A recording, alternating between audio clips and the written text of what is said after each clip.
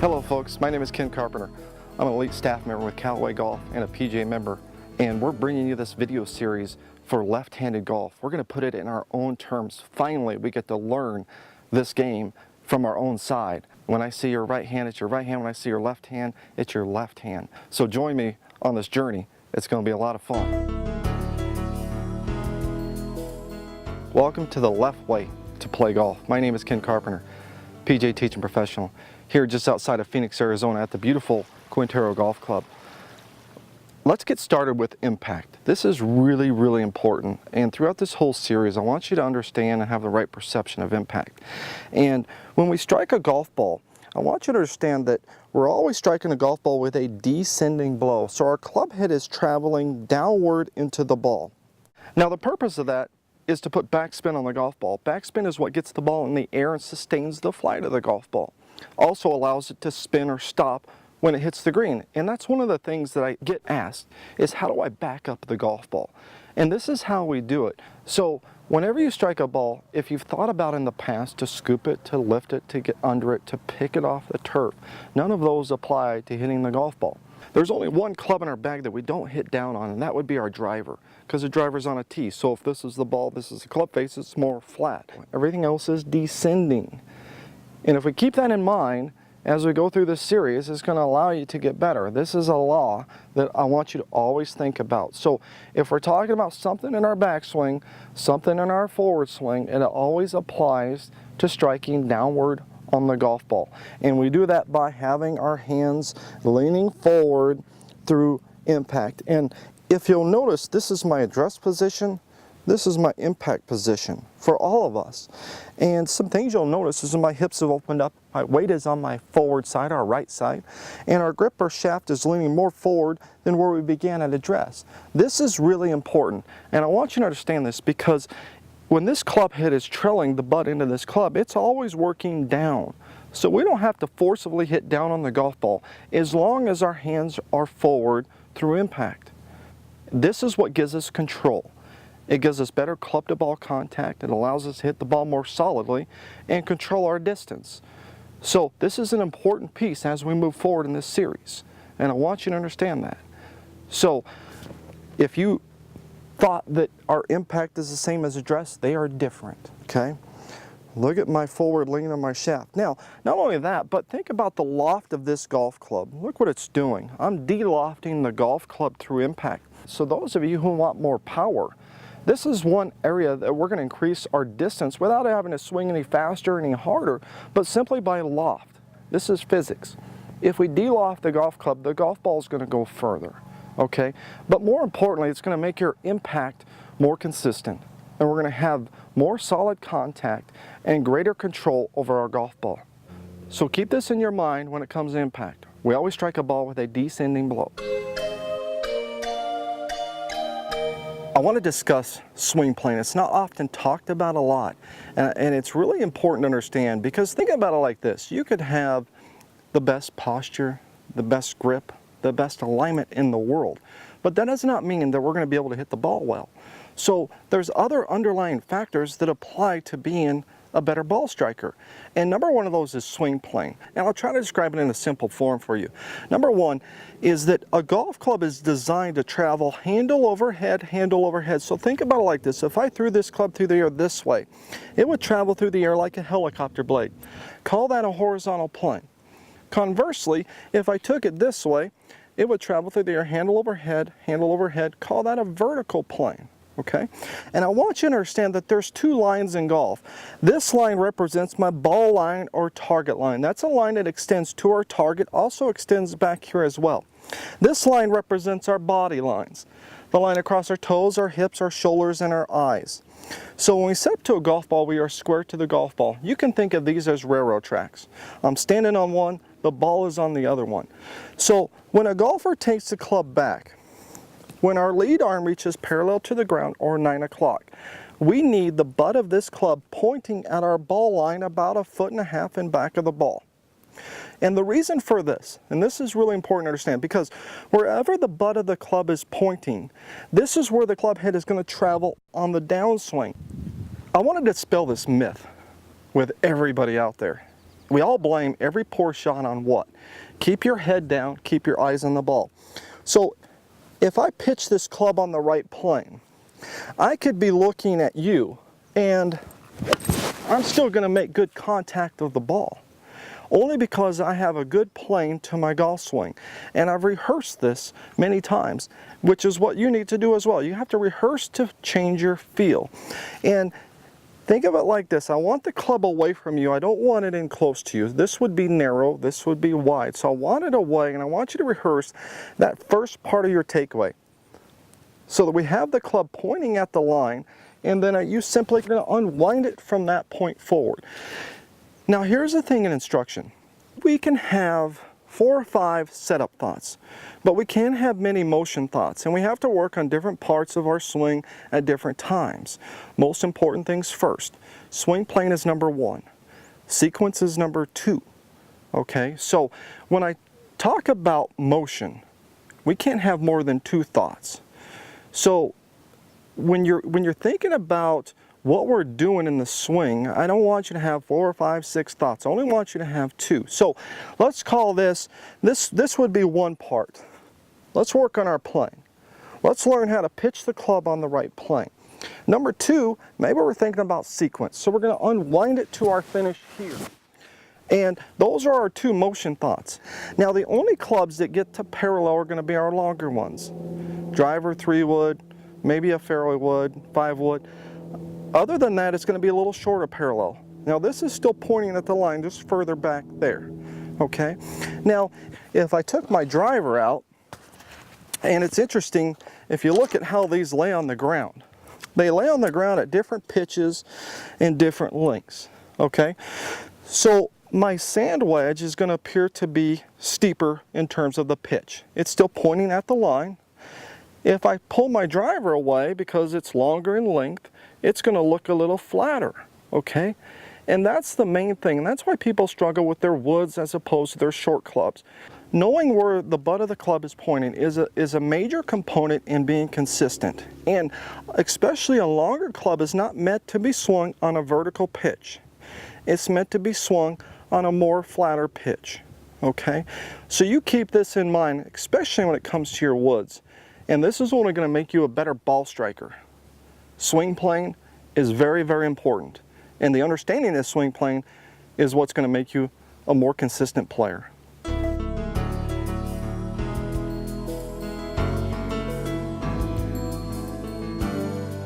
Welcome back to the left way to play golf. I want to talk to you about power sources in the golf swing. This is really important to understand because this is what creates a smooth, effortless looking golf swing. And number 1 and the biggest power source is the pivot of our body.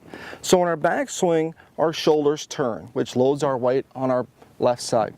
Coming forward, our hips release, and then we wind up finishing on our forward foot on our back toe every time. So this is what the body does in the golf swing. Really important to understand that's a major power source, probably 70% of our total power in a golf swing. Our second power source would be our arm swing. So our arms are swinging off of this pivot. And our third power source would be our wrists. So when we're talking about our power sources, we have body pivot, we have arm swing, we have wrists. And we need to be able to put those in the right sequence. So what I want you to understand about this is that when we get the club to the top of our golf swing, the very first thing that needs to start is going to be our lower body. So our lower body is going to pivot, our arms and hands are going to follow. And that'll align our power sources in the right manner. And that's what gives us the ability to relax our arms and hands because we're using our body to turn. So I want you to keep that in mind when you go to the golf course. If you think about your lower body, you think about your body pivot. This is going to help you become more consistent. And back to our early stage when we were talking about impact. When we pivot our body, that supports the forward lane of the shaft. So just letting our hips open and release, that'll create more forward shaft lean. Now what I see most often is people use 2 power sources. They get on the golf course as we are today, and they want to hit it with more of their arms and hands. Okay, that creates a whole different look and pace to the golf swing. I know a lot of us have played baseball, softball. Those 3 power sources we use in throwing a ball. So if I'm going to throw a ball, I'm going to step, but look at what my hips do. My hips open, my arm and hand follow. And if I were to change that in any way, shape, or form, I wouldn't have the power and the directional control that I would. So if I were to throw a ball this direction, I was to keep my chest and my hips square to you. How far would I throw it? Not very far, because I'd be using what? Two power sources, arm and wrist. So this is where it becomes very important. If we align them properly, we're maximizing power, okay? So in the golf swing, same sequence. Our body turns, our arms and hands follow, and that's what puts us in a well-balanced position here at the end of our golf swing. And if we do that, you're going to hit the ball much further, and you're going to be a lot more consistent with your club-to-ball contact. We're talking about putting. You know, when you think about it, it's 43% roughly of our total strokes. That's a huge number that we need to learn to get better at. So hopefully I can help with a few tips here today that will make you a better putter, especially for us lefties. You know, it's interesting putting. We see many different methods. We see long putters, we see short putters, and it doesn't matter what you putt with. There's three things that we all need to do to become good putters. Number one is distance control. As long as we understand distance and know how to feel it, and we're trying to get the ball close to the hole, that is the number one part of putting that we all need to get under control. Number two is we need to learn to get the ball started on line. And then number three, we need to learn how to read greens. What is the break doing? Speed affects break. So as the ball starts to die or the speed is coming to a slower roll, the ball will break more. So these are parts that we need to get control of. So one of the things I want to talk to you about is eliminating some distance producers in golf. Now, when we stroke and set up, I don't want to see your hips moving around. I want your lower body to remain still. And really, we have a little bit of wrists away. We have a little bit of shoulders and arm swing. And then we want to feel like we lead with the back of our lead hand to the hole. So in saying that, I never want the putter head to flip through. And this will help you become more consistent, hit the ball more solid. And not only that, but have better distance control. And I think that's a huge thing. Think about it like this. If I keep this putter head, the butt of the putter still, this head is maximizing energy right now, and the butt of the club is not moving very much at all. And in the putting stroke, as long as I allow my hands to lead with a little bit of shoulder swing and I drag the putter head through, I'm controlling the speed of the putter head. Now we do that in chipping as well. And what that does for us is it gives us better distance control. Also allows us to hit the ball more solid. Really the whole key, it doesn't matter what you putt with, but is learning how to work the putter head back and forth. Now, one other thing I want to touch on is grip. I think this is really important. The most common grip on the tour is where we lay the finger down over the bottom fingers. You know, we can choose to take the index finger and wrap it around. You know, full swing, we interlock. You know, this is the most common grip out there, where we lay our top hand index finger, we lay it over our knuckles of our hand, our bottom hand. And in terms of pressure, your top hand is the pressure point, and it's still light on the golf club. So I don't mean that when I say pressure that you're gripping it tight. Your bottom hand is along for the ride. So I want you to keep that in mind. You can choose to, and we see many different grips out there, some putt with the fork grip, you know, some cross hand, which is fine, but the whole premise of changing grips, and it's simply a feel process. It's what feels best to you, but what allows the putter head to work properly. Now, I do have an arc here that demonstrates, you know, the arc of a putting stroke. So it doesn't matter if it's a long, a short, belly putter, doesn't matter. So when you're on your stroke, the putter would arc slightly inside and then it would arc slightly back through. And then I want you to feel like you drag it through. You drag it through with your lead hand. If you do that, you're going to find that not only are you going to be a better lag putter, but you're going to make more short putts as well. Now, that being said, I always want the impact to be slightly down on the putter. Now, and when I say that, now a lot of people, if this is the ball and this is club face, think that we try to hit up on the putt, and we do not. We want to hit slightly down on the putt. When it comes to lengthy putts, lag putts, you know, this is where people tend not to hit the ball solid. So I want you to be always conscious and aware of the sweet spot and hitting the ball in the center of the face. So that being said, the putter head will actually arc slightly back on the backstroke, and it'll arc slightly in on the follow through, creating a better impact and a more consistent impact. So when I say I want to eliminate those distance producers, so I don't want your hips moving around, we want to keep our bodies still. We really just want to use a little bit of wrist going back, and we want to use our shoulders. Our shoulders need to rock in order to have the distance producer. You do these things, you're going to become a better putter. I want to talk to you about the short game here, and especially chipping the ball. This is a really important part of the game, and probably one of the most easiest parts as long as we understand how to set up and how to execute our shots. So I first want to start with impact. We always strike every shot with a descending blow. So what I want you to understand is, it doesn't matter what type of shot we're hitting, we're still going to strike the ball with a descending blow. Now here's a real easy way to remember how to set up to chip. Remember when I said in our full swing, this is our address and this is our impact. And in chipping, all I do is narrow up my stance, so I preset my impact position. So here's my basic bump and run or chipping setup. And I want you to get used to saying this phrase to yourself: ball back, hands forward, weight forward. So think about this: we're going to put our weight on our right side, we're going to lean the shaft toward the hole so the butt of the club is pointing outside your right hip. And we're going to bend our knees a little more, we're going to kind of hunker into our forward side. So notice how the ball is off my back instep. That's really important, and I'm leaning the shaft forward. So this is our basic setup that is required to produce a low running shot that has minimal air time, maximum roll time. And I think that's important to remember. If we look at this grip and shaft and the ball is here, by definition, minimal air time, maximum roll time. So if the ball is here, minimal air time, maximum roll time. And that's how we want to produce this shot. So this is a unique setup to produce this type of shot. So in hitting this shot, I want you to get used to saying this phrase to yourself: ball back, hands forward, weight forward. So if I play the ball back, my hands forward, weight forward, and I allow my body to flow back and through, then I produce that low running shot. Has a little spin on it, it'll hit and it'll check, but then it's going to release as well. Now, you'll notice that, and this is probably what I see most often, is a lot of people tend to just hit it with just their arms and hands. So there's no body flow working back the forward direction, and this is really important for consistency to our club to ball contact. Now, let's keep in mind, whatever part of the game we're working on, we always want to hit the ball solid, okay? This is our leading edge of the golf club. Our sweet spot is about 2 to 3 grooves up from the bottom edge.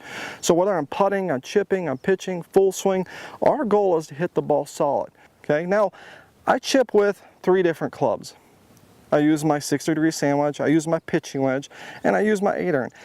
And I want you to know that the only reason why I'm switching clubs is simply to allow the ball to roll out further. We don't have to change our setup, our length of motion, our pace of motion. We don't have to change anything other than switching clubs. Now, when do I play those shots? Well, it's based off of 2 factors. How much rough versus green do you have? So the more rough we have, the more loft we need, depending on how far the hole is relative to the start of the green. So kind of a general rule of thumb is that anytime you have 50-50, I want you to use your most lofted club in your bag. That would be your sandwich, okay? Anytime you have a little bit more green, a little less rough, we can switch to a pitching wedge. Anytime we have a lot of green and very minimal amount of rough, we can use our 8-iron. We're going to keep that same thought in mind. Ball back, hands forward, weight forward, okay? A lot of people ask me this question: Ken, if you take your most lofted club in your bag and you lean it forward. So when I lean it forward, I'm decreasing the loft of this golf club. So essentially I'm turning my 60-degree sandwich into pitching wedge loft. Now, for most of us out there, our pitching wedge is 47 degrees of loft, okay? So this is my 60-degree sandwich. Well, I just turned it into 47 degrees of loft, which is the same loft as my pitching wedge. But I want you to notice, this is my pitching wedge here. I want you to notice with the handle slightly forward the pitching wedge, that's 47 degrees of loft. Now, both of these clubs now have the same amount of loft on them, but the reason why I don't use a pitching wedge is because I want you to think, look at the angle of the shaft, the way it's leaning. So when I swing my lob wedge, because I have forward shaft lean, it's going to work much more V-shaped, up and down on the ball. So this is especially important when you get into rough because it allows you to have better club to ball contact. Now, you'll notice my pitching wedge, if I swung it away from here, it would be much more U-shaped. So I would have a greater chance of catching grass in between the club face and the ball, which I want to eliminate around the green. You know, again, it's back to contact. We need to be able to make good, solid contact. So that's why it's so important to take a lofted club and lean it forward, because it makes the swing much more V-shaped, and it allows us to have better club to ball contact when I'm striking that shot. This is going to make you much more consistent around the green.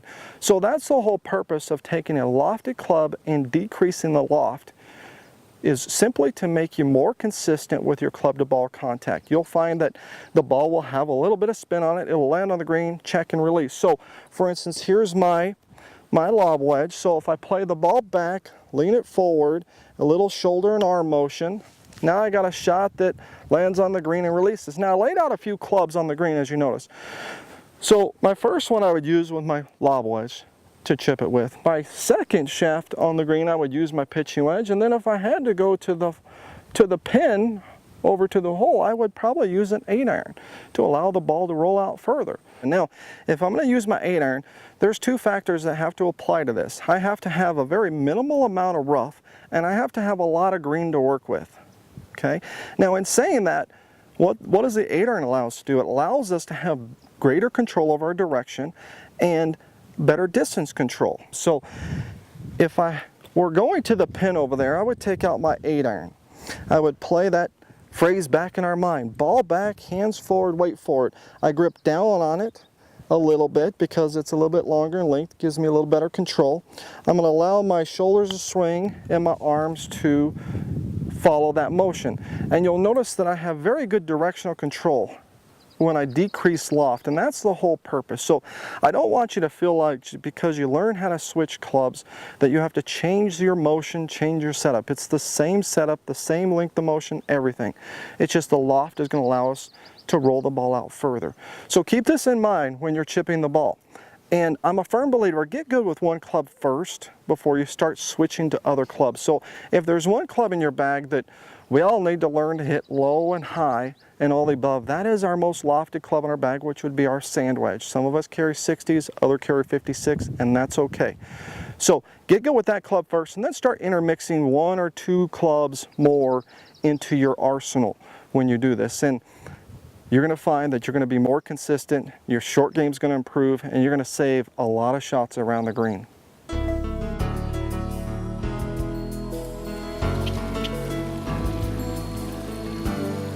Ladies and gentlemen, welcome back to the left way to play golf. This is a very important part of the game, and that is pitching. Pitching is a difficult golf shot. And there's one thing I want you to remember then, and I fall underneath this category as well. We always putt when we can putt, chip when you can't putt, and only pitch the ball when you have to.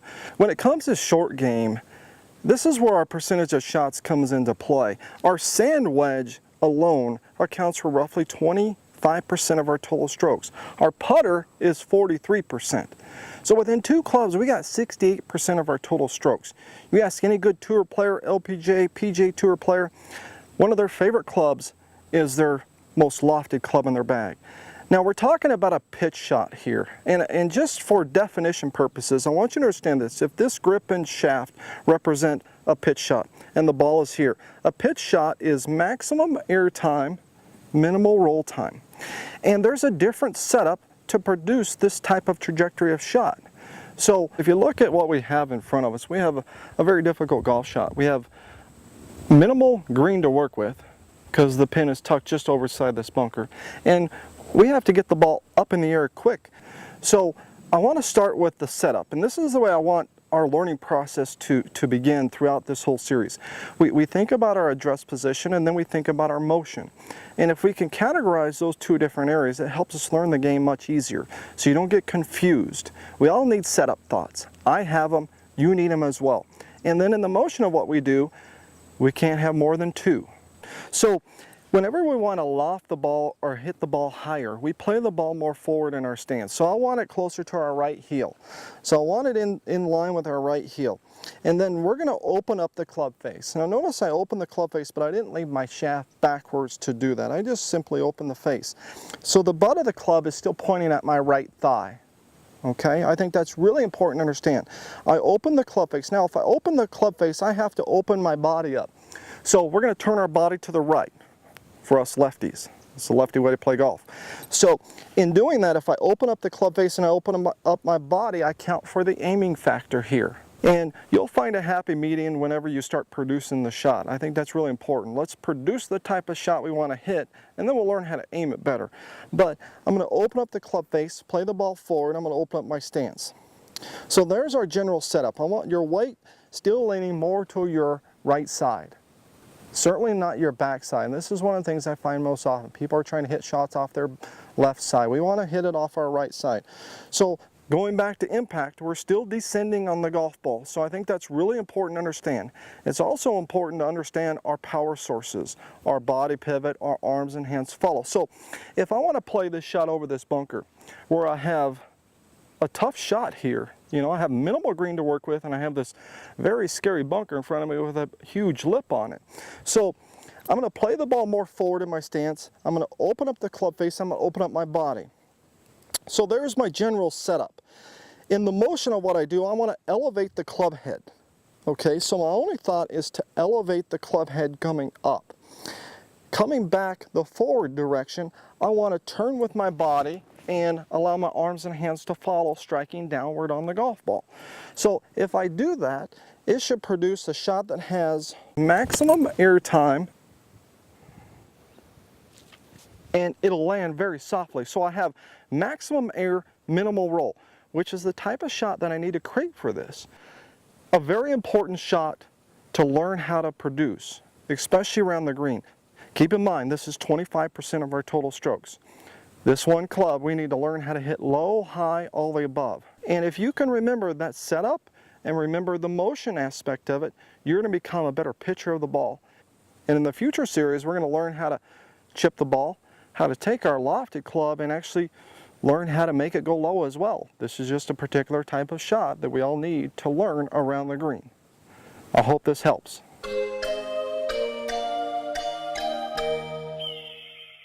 Welcome back to the left way to play golf with your teaching pro Ken Carpenter, left-handed player myself. This is so much fun here. I love the sand trap, bunker, call it whatever you want, the beach. This is going to be awesome. And you know, we hear it a lot. This is the most forgiving shot in golf. I know that's hard to believe, but it truly is the most forgiving shot in golf. It's the only place or only area on the golf course we can hit 3, 4, 5 inches behind the golf ball and still be successful getting the ball to go where we want it to. So there's a few things that I want you to understand about the sand trap. And number one is, let's start with the address position. When we address a bunker shot, I want to play the ball forward in my stance. You notice how the ball is in line with my right heel. Okay, we're going to play the ball more forward because our objective in the bunker is really to catch sand prior to the ball. Our club face never touches the ball in the bunker, so we're really just dispersing sand out of the bunker, and that's what makes us good bunker players. So if we play the ball further forward in our stance, it's giving us a greater chance to catch sand prior to ball. So I'm going to bend my knees more and I'm going to put my weight on my forward side. Okay, I'm also going to lean my shaft forward, so I always want the butt of the club pointing in our right thigh, right in the middle of our right thigh. We're going to open up the club face so we can use the bounce of the sand wedge. Now what does bounce do? Bounce allows the club not to dig into the sand trap, okay? So it's very important that we learn to open up the club face. So if I open up the face, I have to open up my body a little bit to account for the aiming factor. So I'm going to bend my knees, put more weight forward, and I want you to stay onto your right side. So what I mean by that is when you make your backswing, I don't want to see your weight shift to your left side. I want it to stay more forward. So the important part of being a good bunker player is keeping your sternum in line with the golf ball. And all of these things, as I call it, they are insurance to ensure that we're going to catch sand prior to the ball. So reality is, yes, I want to catch 1 to 2 inches behind the ball, but I don't pick a particular spot out behind the ball.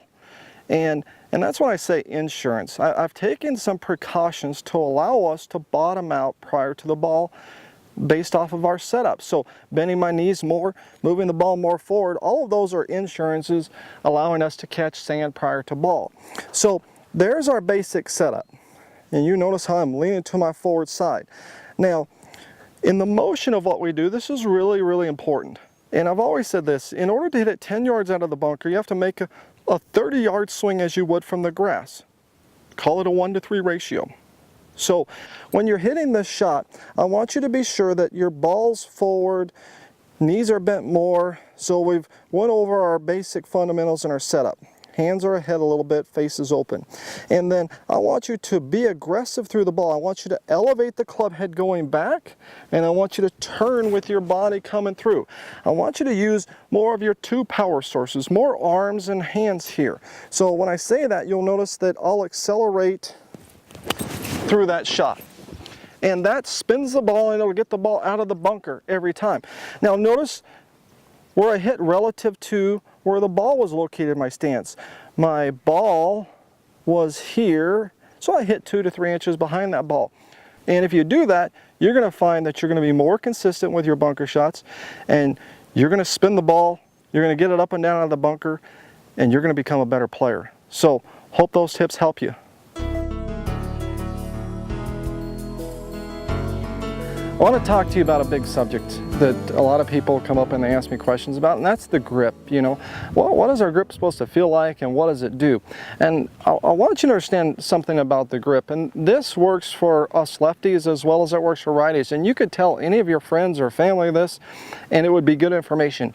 I want you to understand, whichever direction the ball is curving, if you turn your hands on your grip in the direction of the curve will go away. So let's take, for instance, us being lefties, we're hitting the ball to the left, okay? So if we turn our hands to the left on our grip, now we've eliminated that ball going to the left. So it's always turn your hands in the direction of the curve and the curve will go away. When it comes to pressure on the grip, the back 3 fingers, that's our pressure point. And I think it's really important to understand that this is your heel pad here, this is your thumb pad. When we grip the golf club, we want to grip it in the fingers so that our heel pad is on top of the club. And in terms of pressure, our top hand, that is our main control hand. Our bottom hand is along for the ride. Now, in saying that with the bottom hand, I want you to understand that I want the crease of your fingers, I want that on the bottom of the grip. So I don't hold the grip in my palm of my hand, I hold it in the crease of my fingers. And what this allows you to do is it allows you to maintain angle working into your downswing. So the proper grip will allow you to have better fundamentals and will result in more power in your golf swing, and you'll have more speed. Think of it as this. When we grip a golf club, we want to grip it in the fingers. If you were throwing a ball and you wanted some speed to it, like pitchers in the major league, they hold it in the fingers because that gives you more speed. Same thing as a golf grip. We want to get it in the fingers as much as possible. If we do that, as a result, we're going to have more club head speed through impact, and more importantly, we're going to play more consistent golf because of a good grip. So back to that main thing I talked about earlier. Whichever direction the ball is curving, if you turn your hands in the direction of the curve will go away. Remember that. That'll help you forever in your lifelong of playing golf.